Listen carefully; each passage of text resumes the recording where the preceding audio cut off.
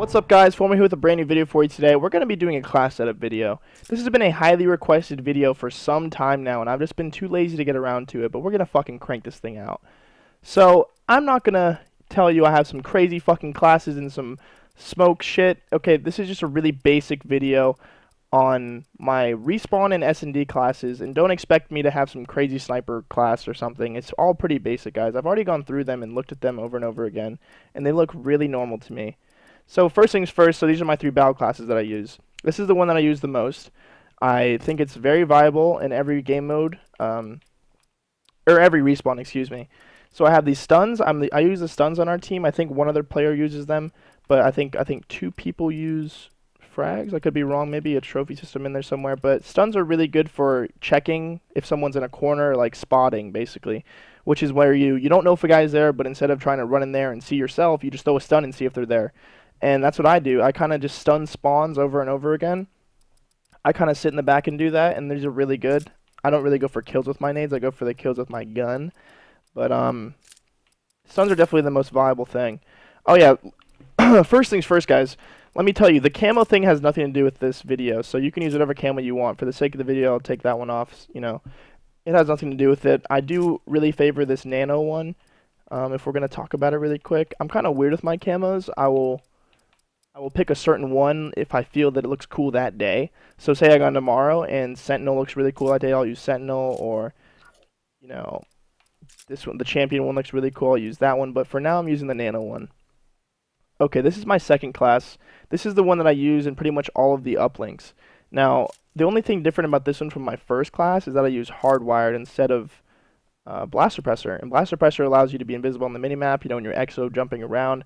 But I give that up in order to have Hardwired, and Hardwired is really good against stuns and EMPs. And being the bow player, you have a lot of subs that are throwing stuns at you on the opposing team that are trying to stun you and rush you.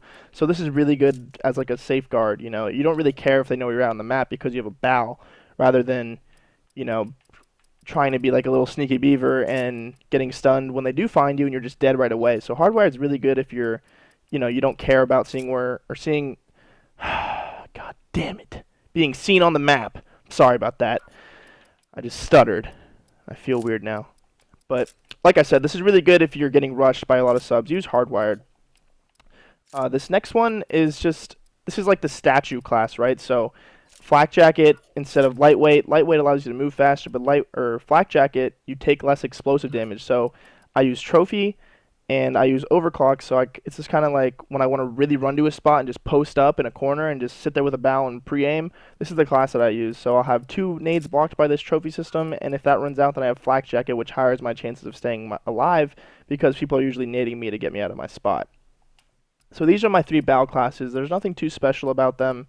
You know, this one I use for all of the flags, not flags, excuse me, all of the uplinks, and this one I use for pretty much every game type. I'll switch to this one every now and then, but this one I use all of the hard points. It's pretty viable. This is the one that I'll recommend if you're a battle player right here. This is the class. And this one, like I said, is the statue one. These are my 2 subclasses. Yeah, they look okay. These are the ones that I use if, like, for example, whoops, let me do that.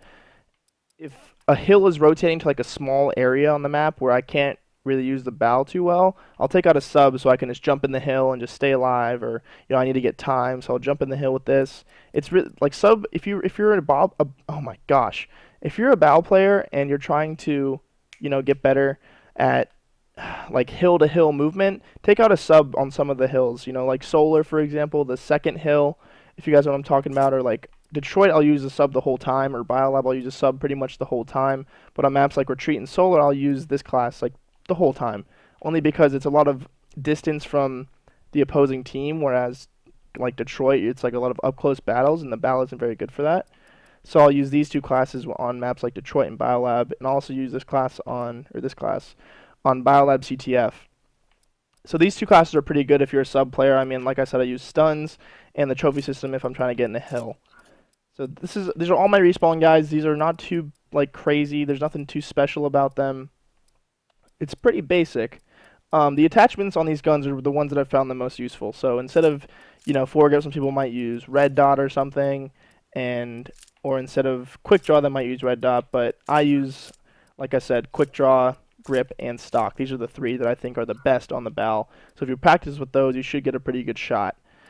In the ASM, some people might use rapid fire instead of quick draw. That's a lot of things that S&D stars use, or rapid fire instead of advanced rifling, whatever it may be. But I've found that foregrip, advanced rifling, and quick draw are the three best on the ASM.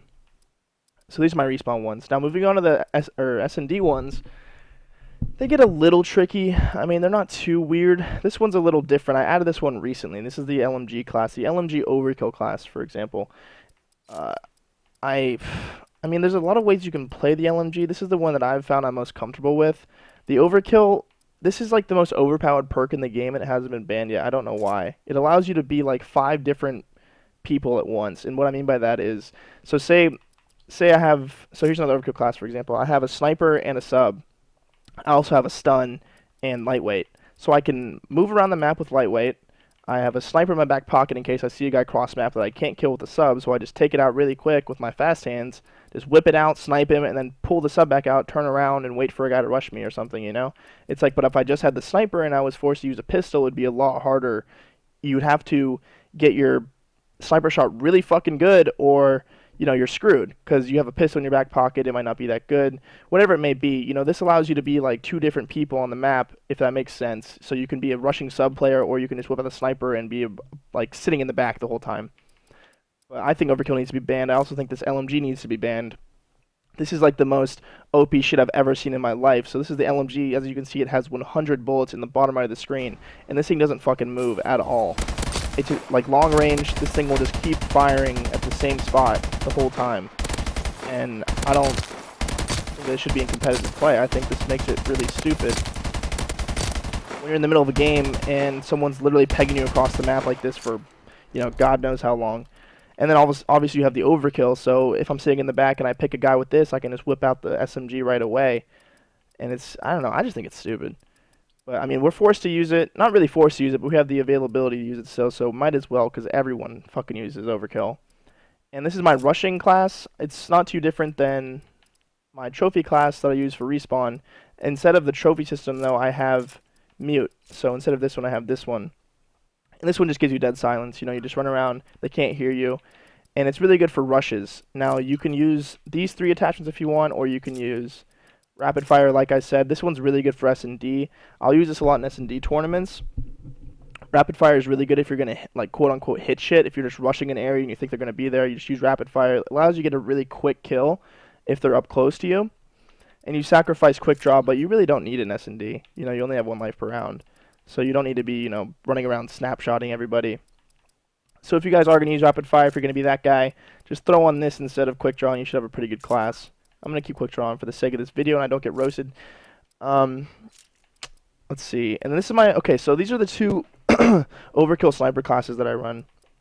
And they're not too crazy. I mean, this one just has lightweight and a stun instead of the 3rd attachment right here. So if you can tell, these have different, they're a little different. They're pretty much the same shit, though. This one just doesn't have a stun and doesn't have lightweight, but it has a 3rd attachment right here. Whereas this one doesn't have the attachment, but it has lightweight and a stun. I mean, you guys can weigh out in your mind which one you think is better, but I mean, you don't really need lightweight or a stun when you have a bow and a sniper. You're kind of sitting in the back the whole time anyway. Whereas this one, a stun can come pretty useful because if you're sniping someone and you think someone's rushing you, you can turn around real quick, take out the sub, and just throw a stun and see if they're there. So these 2 classes are the ones that I use the most in S&D right here. And you can use, a trophy system if you want. It really doesn't matter as long as you're comfortable in S&D. I mean, these classes are just comfortable for me, but you guys can have 5 completely different ones and it would look, just as good to you, and that's fine. In S&D, you guys should be playing the most comfortable as you want. So, and this one's just about as basic as it gets as well. This is just a bow with mute device and some nades, and this is just something you take out if you don't want them to plant the bomb or you want to sit back. This is just a class for that. So I don't do anything too special, guys. Like I said, they're pretty basic classes. It's not like, something that Adam Killasloss would have, best S&D player in the world. He would have something crazy like a heavy shield and and a shock plant and a fucking fast melee and then like a sub, and he'd be like, yeah, this is the fucking next level shit. And I would be like, yeah, hell yeah, it is. So this would look like an Adam Kills Lost class. I'm not trying to take shots at Adam, guys. I fucking love Adam to death. But like I said, this is just a video I just really want to get out there to you guys because I have a lot of people asking me about it. And I thought that it is pretty insightful, you know, to show you guys which classes I have because you don't get to see the specifics of them when I'm live streaming. So I hope these kind of helped you guys. You know, like I said, I'll just go through one by one again. Let me change this really quick. And, okay. Another thing I want to talk about, guys, is that my armor looks really cool now because I bought the maximum amount of supply drops you can get. They added something today where you can buy supply drops instead of waiting 45 minutes for one when you're playing. So I pretty much bought the maximum amount. If you tuned into my stream, I just kind of had a little addiction, but I bought like 230 of them. It was kind of a really weird experience for me. But I got this really cool gear now. I got the Royalty loadout and the Royalty EXO. So I think my guy looks pretty awesome. If you guys are interested in getting something like this, I think Royalty is one of the new ones that you can finally get. I know you could get like the pants and stuff before, but I'd never seen the chest or the EXO on someone in game. So, I mean, maybe you guys have. I don't know. I could be wrong. And also, the helmet, this whiteout helmet, is definitely brand new. I've never seen this on anybody before in pub in my life. So I think this is brand new. I also have the whiteout shirt and the whiteout pants and the whiteout shoes. I just need the Royalty pants and the Royalty knee pads. I have the gloves, but I just really don't like them. I don't know why, I just don't like them. Anyways, guys, I hope this video helps you guys at least a little bit if, you know, you think that my classes can help you, you know, get better as a player or they're insightful at all to you, then I did my job. I just want to say thank you guys for watching this video. If you did like it, make sure to leave a like, comment, and subscribe, and I will see you guys in the next one.